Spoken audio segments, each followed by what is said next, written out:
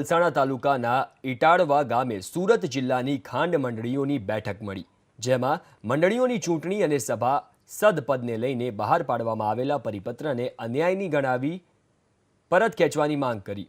ગુજરાત રાજ્ય ખાંડ ઉદ્યોગ નિયામક દ્વારા 5 વર્ષમાં 2 વર્ષ શેરડી નહીં નાખનાર ખેડૂતોનું સભાસદ પદ છીનવી લેવાના પરિપત્રના વિરોધમાં ખેડૂતોમાં રોષનો માહોલ છે। સુરત સુગર મિલોના સભાસદોના અધિકારીની લડત લડવા માટે સુગર ફેક્ટરી સભાસદ હિતરક્ષક સમિતિની રચના કરવામાં આવી છે, જેમાં દરેક મિલ દીઠ 5 આગેવાનોએ કમિટીમાં સમાવવામાં આવ્યા છે। આ કમિટી આગામી દિવસોમાં રાજ્ય સરકારના સહકાર મંત્રી અને ખાંડ નિયામકને પરિપત્ર પરત ખેંચવા રજૂઆત કરશે। સુરત જિલ્લાની તમામ સુગર ફેક્ટરીના સભાસદો જે મુખ્ય સભાસદો હતા એ આજે મોટી સંખ્યામાં આવીને જે ખાંડ નિયામકે જે ઠરાવ બહાર પાડ્યો એનો સખત શબ્દોમાં એનો વિરોધ કરવામાં આવ્યો, ઠરાવ પસાર કરવામાં આવ્યો। આવનારા દિવસોમાં એની એક કમિટી બનાવવામાં આવી છે।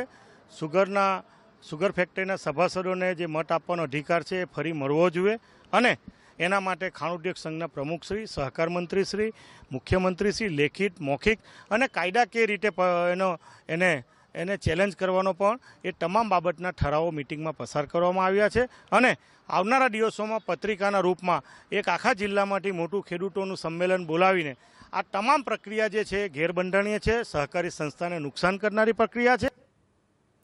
વડોદરાના